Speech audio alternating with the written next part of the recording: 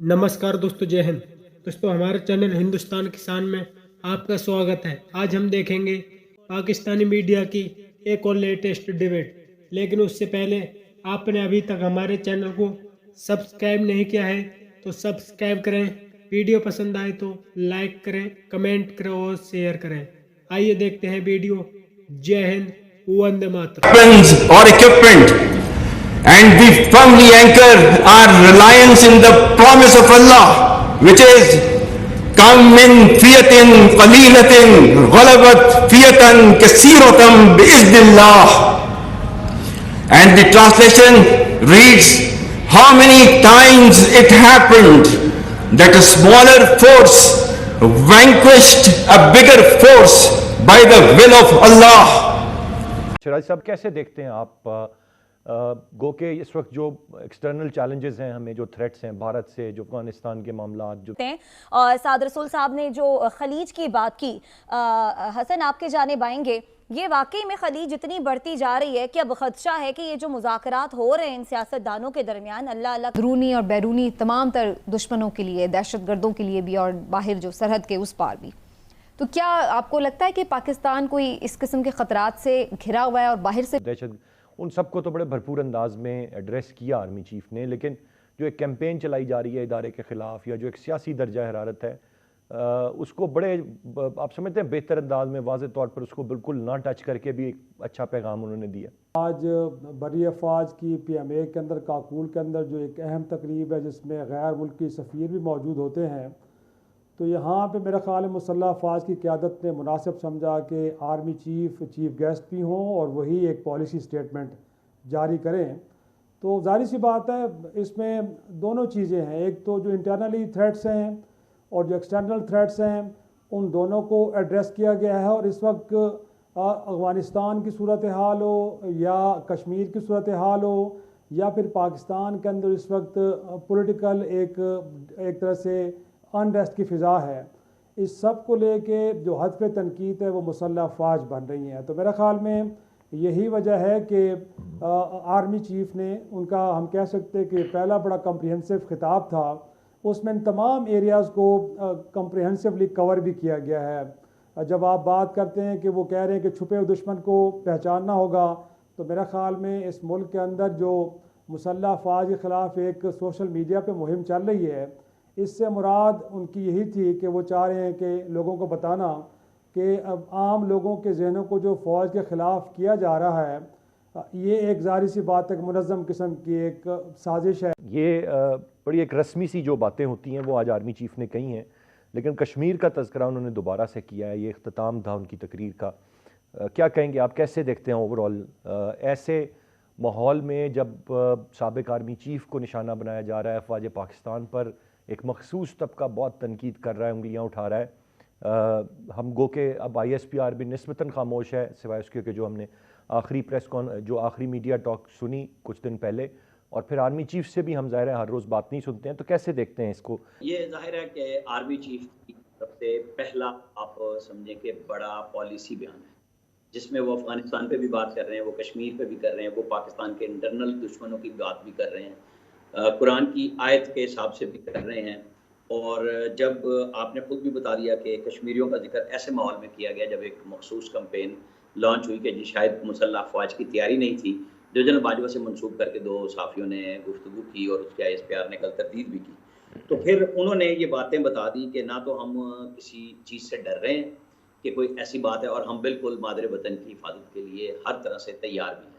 तो ये एक पॉलिसी बयान इस सेंस में कि जो पाकिस्तान जैसा मुल्क जहाँ पे फ़ौज की तरफ से ही हमेशा इस किस्म के बयानात आते हैं, सिविल क़यादत देती भी है, बात करती भी है, लेकिन उसका जवाब लोग एक्सपेक्ट यही करते हैं कि जी एक साबिक़ आर्मी चीफ का बयान है। अलबत्ता तो उनको खुद वजाहत करनी चाहिए थी, लेकिन जो चूँकि प्रेपरेशन के ऊपर क्वेश्चन उठाया गया था, तो वो कल ISPR ने भी वजाहत से बयान दे दिया, और आर्मी चीफ ने जब कश्मीर, अफ़गानिस्तान सब का जिक्र किया है और साथ ये भी कह दिया कि दहशतगर्दों और उनके सहूलतकारों की मुल्क में कोई जगह नहीं।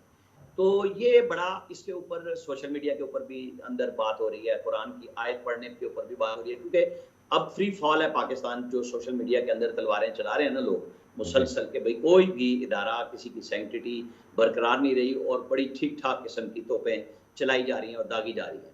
تو وہ گولہ باری کے میدان میں مسلح افواج کے سربراہ کی طرف سے بڑی وضاحت کے ساتھ جب یہ بیان دے دیا گیا ہے کہ آپ اس کی احتیاط کریں، آپ دیکھ لیں کہ پاکستان کی افواج جو ہیں اپنی تیاری میں موجود ہیں اور کوئی کمی بیشی نہیں کی جائے گی، میرا خیال ہے ایک بڑا اچھا واضح پیغام دیا ہے بغیر لگی لپٹی کے.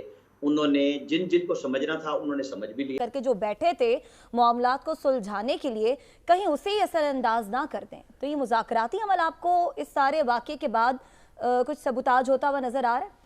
دیکھیں سیاست جو ہے اب یہ اندھی نفرت یا محبت سے نکل کر بلکہ دشمنی میں جو ہے وہ جاتا دکھائی دے رہا ہے، بلکہ دشمنی اختیار کر چکا ہے، اور دشمنی کی بھی وہ پہلی یا دوسری سٹیج نہیں ہے بلکہ آخری سٹیج پر پہنچ چکے ہیں.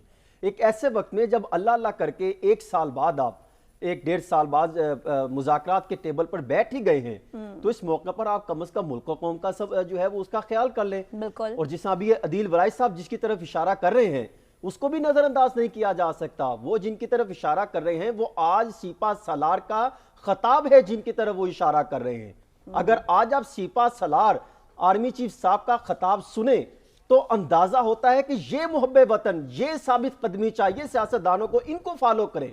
کسی دور میں یا کبھی ہم کیونکہ اتنی ہماری عمر تو نہیں ہے، جب ہم قائد اعظم کا خطاب سنتے ہیں تو اس میں جو پروفیشنلزم، جو ہمیں موٹیویشن، جو ہمیں کانفیڈنس نظر آتا ہے، ثابت قدمی نظر آتی ہے، وہی جھلک آج مجھے سپہ سالار میں نظر آئی. وہی جھلک مجھے آج سپہ سالار میں نظر آئی کہ ہم نے کیسے ملک و قوم کی خدمت کرنی ہے، کیسے عوام اور افواج پاکستان کو آپس میں جوڑ کر رکھنا ہے، کیسے ہم نے دشمن کی آنکھوں میں آنکھیں ڈال کر اس کا جواب دینا ہے. آج ان کا بیان بہت ہی اہمیت رکھتا ہے، ان کا خطاب، ان کے الفاظ کا چناؤ، ان کا دبنگ انداز. اگر آپ ان میں دیکھیں انہوں نے 4 چیزوں کی نشاندہی کر دی جس میں یہ سیاستدان لڑتے ہیں وہ بھی انہی کی چیز کو فالو کریں. پوری ان کے خطاب میں مجھے لگا کہ وہ ایک پولیٹکس جو ہے جس کی بات کرتے ہیں پولیٹیکل کہ کوئی سیاست سے لینا دینا نہیں، صرف ملک و قوم کی خدمت کرنی ہے. ان کے بیان سے ایک تو کشمیر کے معاملے پہ جو بحث چل رہی تھی وہ تاثر ظاہر کر دیا. انہوں نے کہا ہم اس اسٹانس پہ کھڑے ہیں. انہوں نے کہا کہ جو اندرونی اور بیرونی دشمن ہیں ان کو انہوں نے واضح پیغام دیا کہ خبردار اگر آپ نے ہماری ملک و قوم کی طرف دیکھا تو ہم آپ کو سخت جواب دیں گے. تیسرا پوائنٹ کیا تھا کہ انہوں نے بتایا کہ جذبہ شہادت ابھی بھی بلند ہے اور ہمارے وہ جذبے قائم. خطرات ہیں. بسم اللہ الرحمن الرحیم. سبینہ دیکھیں پہلی بات یہ ہے کہ آج جو آرمی چیف جنرل عاصم صاحب کی یہ تھی، عاصم منیر صاحب کی تقریر، خطاب، اس میں اگر آپ ان کا لہجہ، ان کی باڈی لینگویج دیکھیں تو وہ پراپر ایک سپہ سالار کی تقریر تھی. بہت اچھی تقریر انہوں نے کی، بہت اچھی باتیں کی، اور ایک دفعہ پھر انہوں نے جو پاک فوج کی پالیسیز ہیں، جو چیزیں ہیں، ان کو بڑی کلیئرلی اور بڑے میں سمجھتا ہوں کہ بہادری، دلیری اور کامیابی کے ساتھ کھل کے بیان کیا.